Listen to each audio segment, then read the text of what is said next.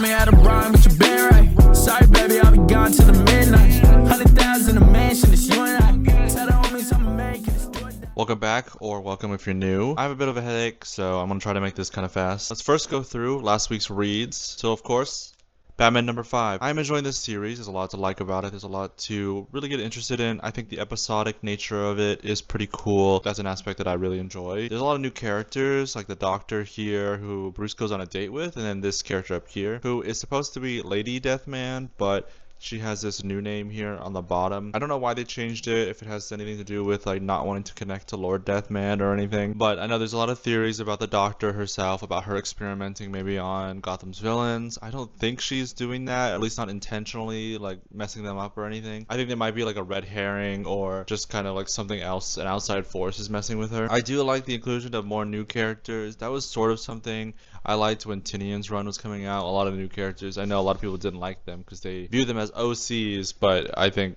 characters get introduced all the time, so it's fine. We do also get a little cliffhanger with Damian at the end. I'm curious how they're going to resolve that, if at all. It's kind of a big thing, but we'll see what they do with that. Night Fight number 3. This one was a little bit disappointing. I like seeing Jason again in the beginning of the issue. When it got to Tim, it was a little weird because there was only like 4 or so pages of Tim. It's usually what they've been doing is like later half of an issue introduces a Robin, the first half of the next one like says goodbye to them essentially. But for Tim, we see him in the middle and then it like gets out of Tim's world. It's kind of weird.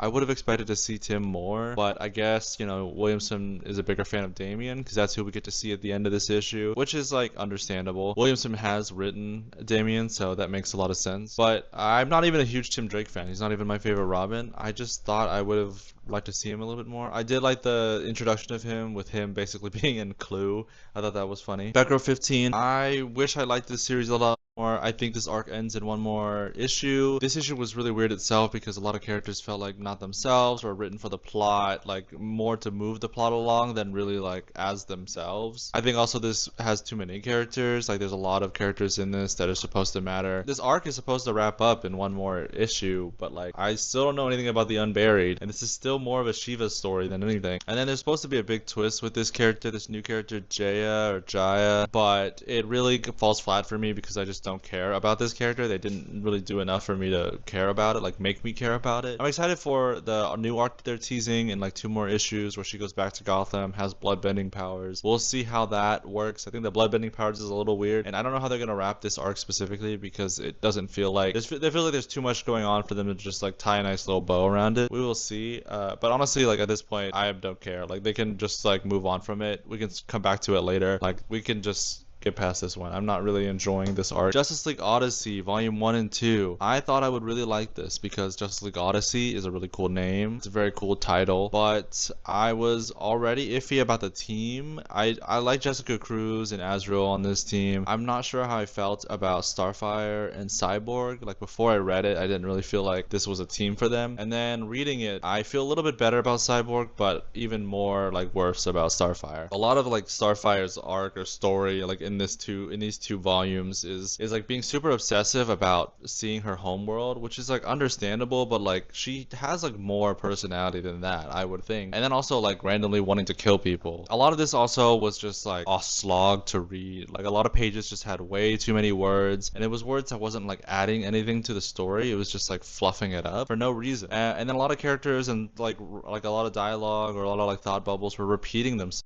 constantly, so I found myself like reading the same thing over and over. For the most part, also like a lot of these characters felt like caricatures. Like a lot of times in comics when people are writing a story and then a character gets like shoved into their story, you can tell they don't really want to write that character. That's what this book felt like for all the characters. Like it didn't feel like these characters were written by a fan of them. And also like Darkseid is important, and I didn't really care about that. Not to mention like this isn't like an Odyssey like at all. Like there's no journey being taken is what I mean. Like they're already at a location, like this area of cluster of planets, so to speak, and they don't really like do any. There's not like a journey they take. They like go back and forth between these planets, but they don't really do anything besides that. Like, they try to leave and they just can't. So I think calling it an odyssey is a little misleading. There's 2 more volumes in this series. I probably will not get anytime soon because this really turned me off of it. I like the idea of a Justice League Odyssey, you know, a team in space taking a voyage or whatever. I just think the delivery of it, specifically in this one, wasn't great. It's also like heavily reliant on like whatever event happened in right before this,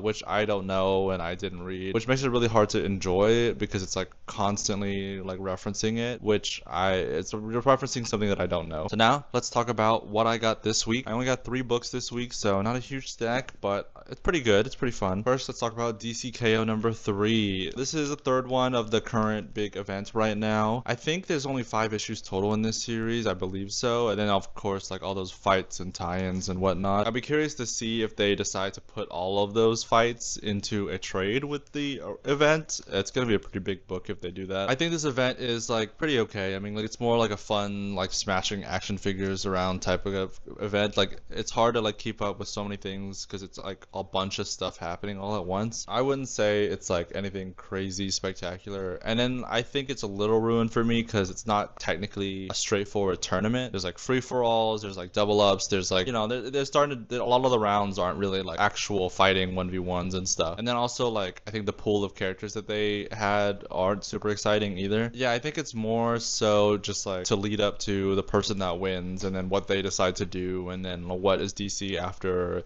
this tournament. It doesn't feel like a super serious like crazy event, which is fine. Like, I don't have too many complaints about that. Obviously, like, there's a lot of weird stuff with the characters, who loses and how they lose and who wins and how they win, but I'm trying not to take it too seriously. New Gods number 1. This is a reprint of the original Jack Kirby New Gods, like way back when. I forgot when. It was a long time ago, many decades ago. I'm excited to read this. I haven't read the original New Gods, and it's cool to have, even though it is a reprint, it's cool to have the number 1. But I think I probably will enjoy that. I mean, I like the New Gods. I'm interested in the New Gods. I think they're super interesting and unexplored area. I liked Ram V's New Gods series that just ended. I think might get a sequel. I kind of hope it will. We'll see. Finally, I got Batman R.I.P. This is the only trade I got today. I haven't read this. I've never had this. So this was also a reprint that they did this year, but I was excited to get this because I know this is like, or I believe that this is the one where Bruce dies leading up to Battle for the Cowl and then leading up to Dick Grayson taking the cowl. I'd really like Dick Grayson's Batman and Robin series by Grant Morrison, so I'm excited for this one to see kind of like the prelude to that one. And I know it's on a lot of people's required readings for Batman, either like they like it a lot or like it's in the reading order and stuff like that, so we'll see how that is. I'm gonna try and knock that out this week. But yeah, that's what I read last week, and that's what I got this week. So let me know what you guys have been reading, and let me know what you guys think. To the midnight, 100,000 a mansion, it's you and I.